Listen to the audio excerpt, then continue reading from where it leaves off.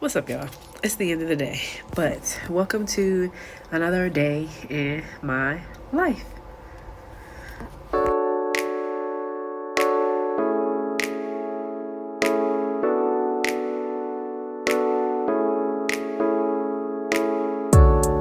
In today's video, guys, we are going to be looking at how I plan and execute math small groups in a week. Hope you enjoy. So I want to give you all a little, walk you through my math small groups and what I've been doing since I have restructured my small group area. So let's look at what we are teaching and going over this week, and then I can show you what I've been doing. And then I have a couple of clips of what we did today in small groups that I'm going to add to this video as well. Okay, the laptop cart is very loud because all of the kids were on their laptops this afternoon. So excuse that loud humming sound that you hear in the background. Also excuse the fact that I sound like I have two pennies stuck up my nose. The weather doesn't know what it wants to do, so my body can't figure out what it wants to do either. But here we go. So we have been learning to tell time to the hour and half hour. That was our standard for math last week. So this week I wanted to make sure that they could tell time to the hour, the half hour, because telling time to the hour was really easy for them. So this has been their independent practice in my small groups this week. This is from Happy Hearts in First. One of my teammates found it. And so this is their independent work. Their guided practice has been leveled based on their skill and ability level, and I've just been using these puzzles that I have from ages ago, and I've also been using like these hand to mind little small clocks or whatever. So I just have them use the clock to match the time on this card, and it also has a picture on the card. I hope you can see that. Hold on. So like it has a picture on the card of what the time should look like. Then it has the digital, and I have them make the analog clock, and then they have to read it to me and tell me what time it is. And that's their guided practice. I also have these puzzles. This one is for hour and this one is for half hour. And so they have to match the analog time to the corresponding digital time. All right, you need your marker first. You need your what? Marker first. You need your marker first. Oh, me. Oh, my. If you are working in your math center, your voice should be... Oh. Thank you. Okay. We have new Subitizing cards today, friends. So I'm going to show you the card. I'm going to hold it up for 5 seconds. You are going to write the total number of dots you see. You're going to write the Total number of dots you see. You hear the directions? Yeah. Okay. Let's try it again. I'm going to show you the card. I'm holding it up for 5 seconds. How many seconds? 5 seconds. You are going to write the total number of dots you see. You are going to write the Total number of dots you see. Are you ready? Yes, I'm ready. Here we go.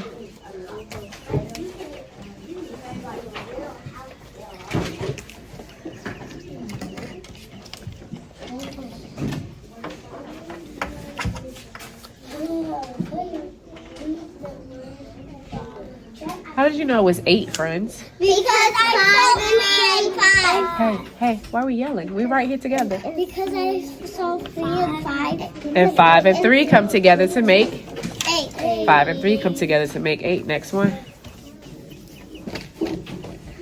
Oh, this is easy. I should have never worked. How did you know it was 8, friends? Because I saw 4 and 4 and 4 Hey, we're right here together. Yes, 4 and 4 is a doubles fact, and it makes what? 8. And it makes 8. Very nice. I just have the out. Next one. I should have.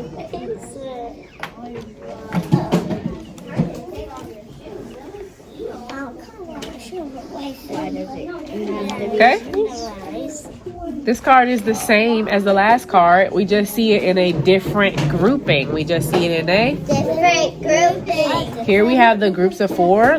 They look like squares. But here, they're in a straight line.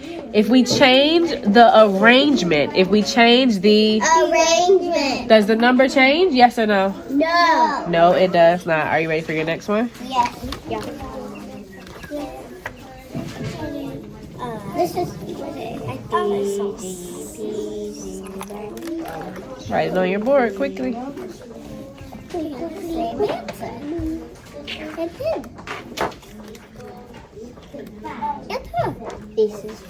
Okay, how did we know that this one was 6? Because we saw how it looked in the total.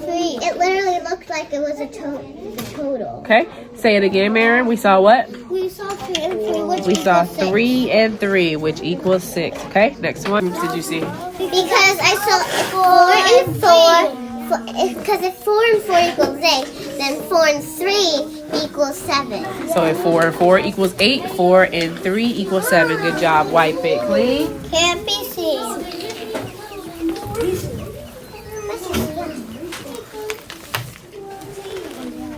I'm going to show you an analog time. I'm going to show you a Analog time. and I want you to write the digital time. I want you to write the Digital time. Are you ready? Yes, I'm ready. Write the digital time on your board, please. We're not using our clock yet, friend. Write the digital time on your board. Ooh, we write from left to right, honey, not backwards.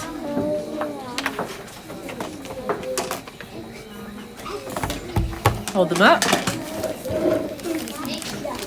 7 o'clock is correct. Yay. Digital time, please.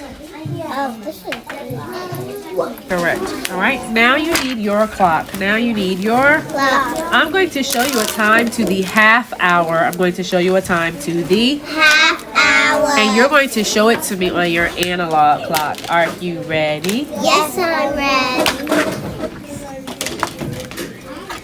Please show me this time on your clock.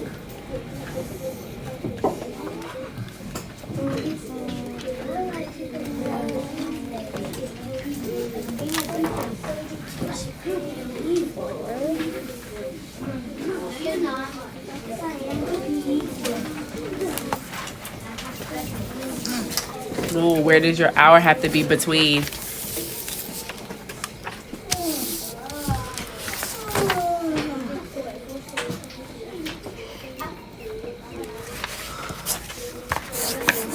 Check number 2. Huh? Check number 2. Okay.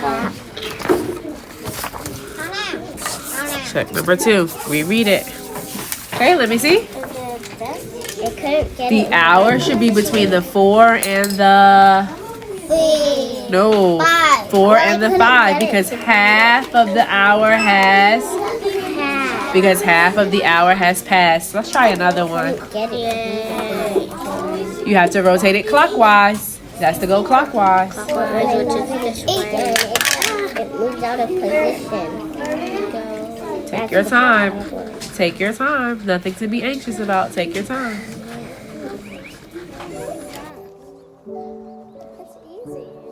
Match your digital and your analog clock. So look at the analog clock, read what it says, and match it to your digital one.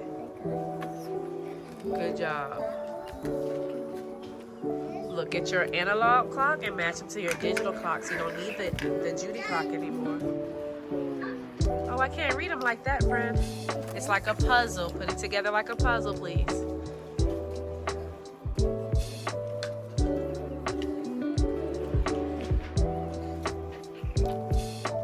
Okay. You don't need your Judy clock right now.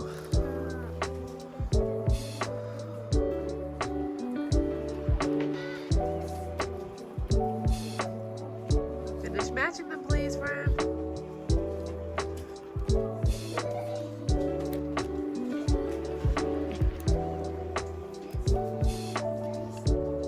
What time does it say? 5 Okay, look at what you're doing.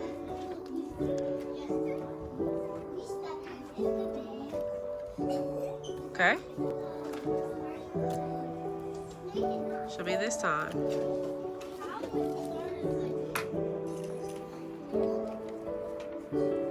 Whoa, whoa, whoa. Why do you have that 1 there? What time does this clock say? 12 what? 12 what? 12. What is the minute hand pointing to? So when the minute hand points to the 6, it's half past the hour. Half past the hour. So that means that it's 12 what? No, not 12:1. 12. Half past the hour. What do we always write when it's half past the hour? You just did it with your clock. What time does this clock show? No, not 11:06. What does it mean when we point to the 6, honey? 6. What did it show on your card? You looked at this time and you made this. So what does this say? So if this says 11:30, what does this say?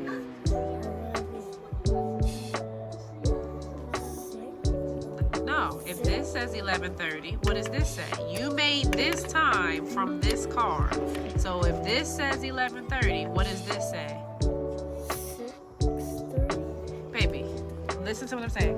If this card says 11:30, what does this clock read? It's the same thing, honey. If this card says 11:30, what does this clock read? 11:30. So if this is 12, what? 12:30. When it's pointing to the 6, that means half past the hour, which is 30 minutes. Fix it. That should say 12:30. So my below level kiddos are still working on number sense. So their independent practice this week is number order, being able to fill in the missing number. So they have these numbers here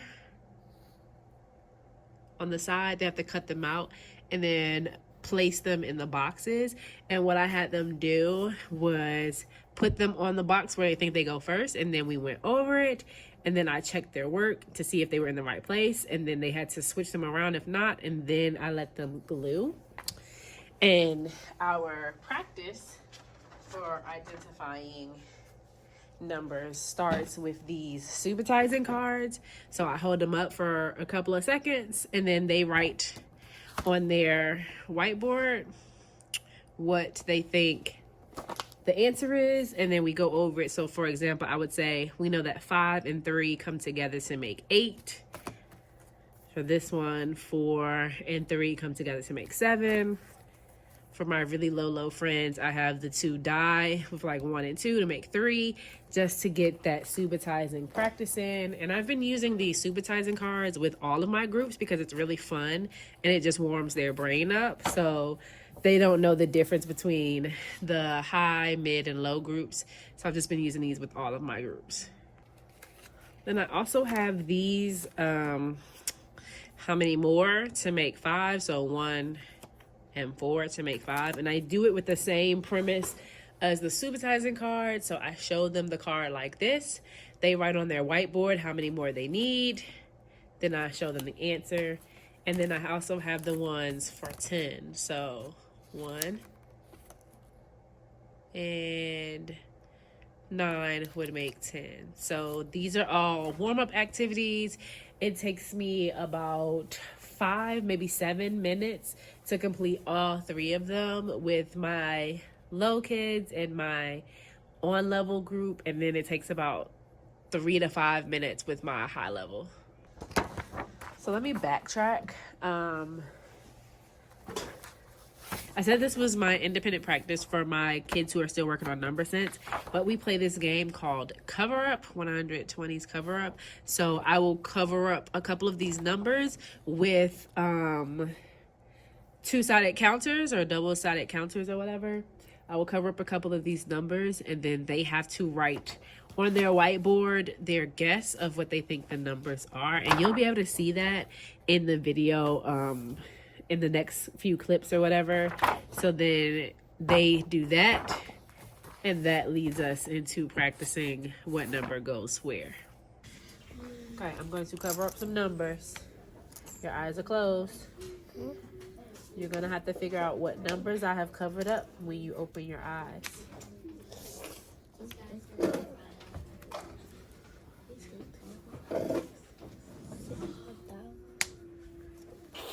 Okay, open your eyes. Here's your next number. 4. 4, correct. Nope, tell me what it is before you move it. 27. 27.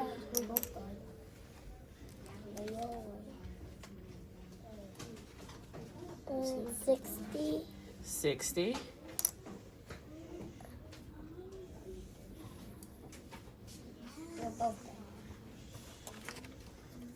43. 43. Done. Stop shouting out done, honey. 56. 56. Okay, so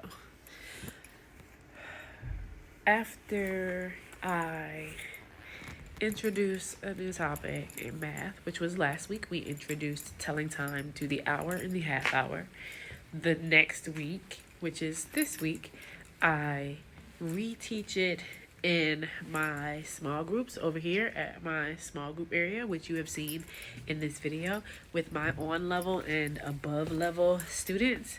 And then I'm trying to find some good lighting, but I feel like this was the best. Okay, so then the following week when we move to a new standard, so like next week we'll be going back to place value with 10s and 1s. So then the following week I put the previous standard in my math centers and their math, so math fluency and math at your seat centers.